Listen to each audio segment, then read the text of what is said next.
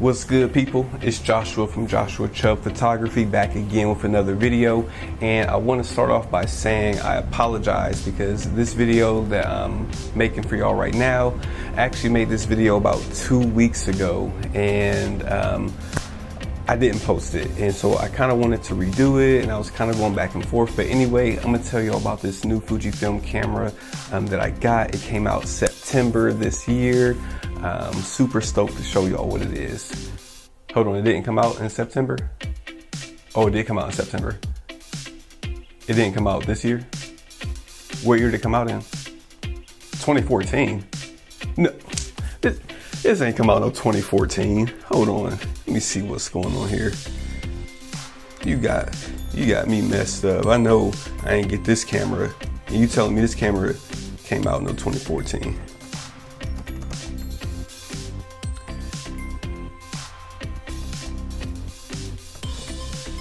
This camera is 7 years old. Yo, all right, yo, so no, for real. I want to talk to y'all about this camera here. This is the Fujifilm X30. Yes, this camera is 7 years old, and I bought it in 2021. Why did I buy this camera?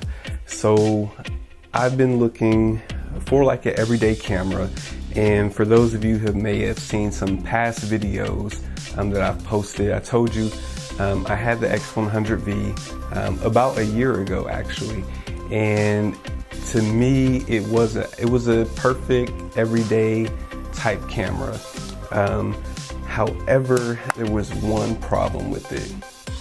That's not really a problem, but there was one problem with it, and that is the camera was so expensive. It's so expensive, and I just kind of felt that, you know, like if I'm maybe just going out to the grocery store, you know, I want to have a camera with me, but I don't necessarily want to have almost $1,500 camera with me.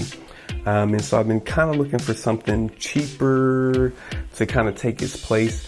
So that way, if I'm just, you know, doing a quick errand, I want to have a camera with me, but I don't necessarily want a $1,500 camera with me. And so that is where this baby comes in. And as you can see, it is in like mint condition. I picked this up on a Facebook group that I'm in for like buying and selling for $300. Best $300 I could probably spend on camera gear. So for those of you who don't know, this camera is it's not even APS-C, it's like a 2/3 of an inch sensor. It has the X-Trans 2 sensor in it. It has a 28 to 100, let's see, 28 to 112 millimeters, focus on my fingertips. But anyway, 28 to 112 millimeter equivalent focal range in full frame equivalence, 12 megapixels. You know, in 2021, you know, is that enough? For Instagram, Facebook, sure, yes, it's definitely enough. If you're doing like some prints or something like that, depending on how big you're trying to print. But so, like I said, I wanted to make this video a couple weeks ago, but I wasn't able to. But in that time, I have been shooting with this camera, and I mean, it's a pretty capable little camera. One thing I do like about it, and so compared to like some of the older cameras like the XE3, XE2, XE1, is you get a tilt screen. So you get a tilt screen, and I can go, of course, either way. You don't get that. I mean, and hello, it's a zoom. One thing that's a little bit different, to turn it on, you actually turn the lens, so you don't get the power button on the shutter release like you do with most of the other Fujifilm cameras. But 28 to 112, I mean, that's a very capable photo range. And this thing is tiny. Right now I'm recording with the XE4, so I can't really compare it to it, but body wise, this is actually more compact than the XE4 with the 18f2 on it. it might be the same size as the XE4 if I paired it with the 27mm 2.8. But the nice thing is when you turn the camera off, the lens actually protrudes back into the body. So it makes it very compact for carrying it around. Like I'm headed to the beach this weekend, so I'm going to take it. And I mean, I can zoom in this small of a package. There is no other package that you're going to get with Fujifilm that's going to give you that zoom range in this compact form factor. I believe the sensor is also stabilized as well, if I'm not mistaken. But yeah, so I'm actually going to throw up some photos that I was able to take with this guy over the past couple of weeks. That way you guys can kind of see. One thing I will say, looking for everyday camera, I think this is going to fit the bill perfectly. But there are some downsides. Obviously, it came out in 2014. So it does have the X-Trans 2 sensor, which by now its age is showing.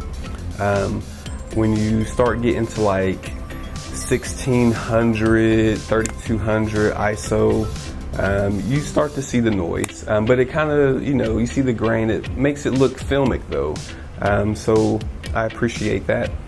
I would say I still plan on getting the X100V as a complement to the everyday camera that this is for me. But the only difference is if I know that, hey, I'm going to an event or I'm going somewhere and like I'm 70% likely to take photos, I'm probably going to take the X100V. Whereas if I'm just going out and about, running some errands, to Target with the family or to a restaurant, I'm going to take this guy. And it's going to work. I mean, I'll put up some sample photos to show you what I've already been able to get with it. Autofocus does hunt in low light. It does have a pop-up flash. Hello, let's see that again. Pop-up flash, you do get that. I mean, it works, decent, like how it's supposed to work. Also get the focus selector mode that you don't have on the XE4 because Fuji took it. Let's see what else. I mean, that's pretty much it. So I'm gonna put the photos up. The photos will, I guess, kind of speak for themselves. I took it to a wedding on last weekend that I was in, and I was kind of able to get some behind the scenes photos. But like I said, if it's a event or something that you probably can't afford or don't want to, take the extra time to nail focus, or if you think it might be a little bit of a lower light, I will probably take a newer camera versus something old. But we're gonna get into the photos and show you guys what this guy has been able to do. So these photos right here are some street photos when I was walking around downtown Atlanta.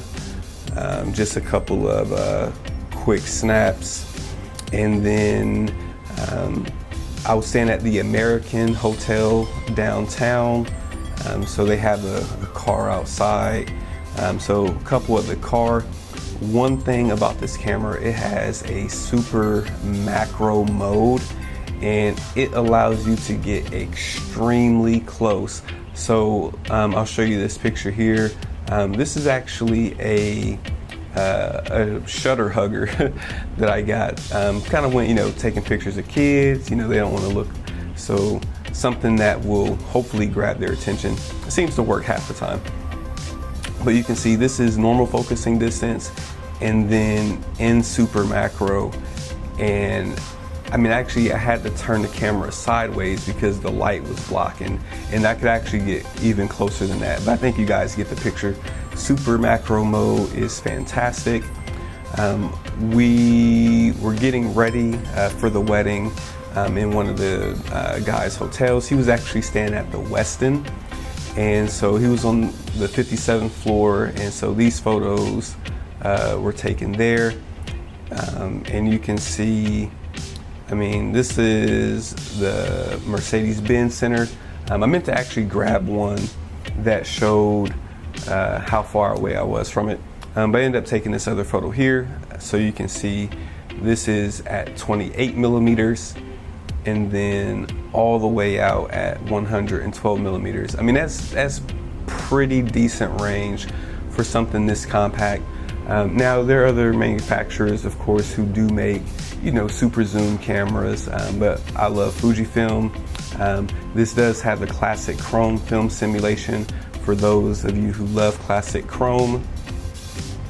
And then these other shots are just us getting ready for the wedding. So this is the best man looking like James Bond, best man helping the groom get ready, and then this one here, one of the groomsmen. And then these last two photos here are just portraits that I took of my wife. So I mean, you can see, pretty capable camera.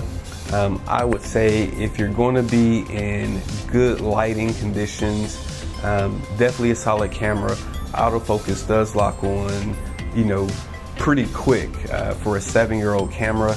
It's only when you get to low light that the autofocus is going to struggle, and that you're going to get some pretty noticeable noise when you go raise up your ISO.